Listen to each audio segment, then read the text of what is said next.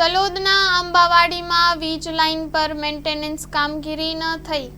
સ્થાનિકોની અનેક રજૂઆતો છતાં પરિણામ શૂન્ય. લાઇન મેન્ટેનન્સ કરી, જાળી જોખર દૂર કરી, વીજ લાઇનના તાર ટાઈટ કરવામાં આવે તેવી માંગ કરવામાં આવી હતી.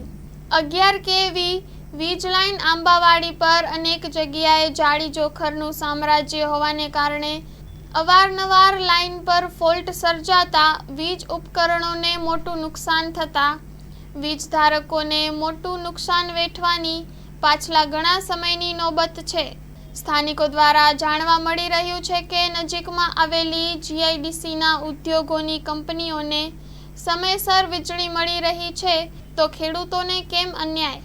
અનેકવાર લાઇન પર ફોલ્ટ સર્જાતા ખેડૂતોને જરૂરી સમય પર વીજ પુરવઠો ન મળતા ખેતીમાં પણ મોટું નુકસાન થઈ રહ્યું છે.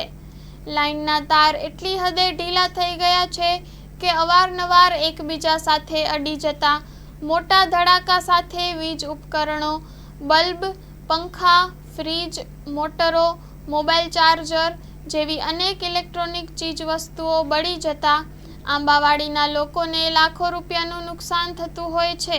જો જવાબદાર અધિકારી દ્વારા યોગ્ય પગલાં લેવામાં આવે તો આંબાવાડીમાં લાઇટની સમસ્યા દૂર થાય તેવી ગ્રામજનોની માંગ ઉઠવા પામી છે. Story report by Dilip Parmar, Talod.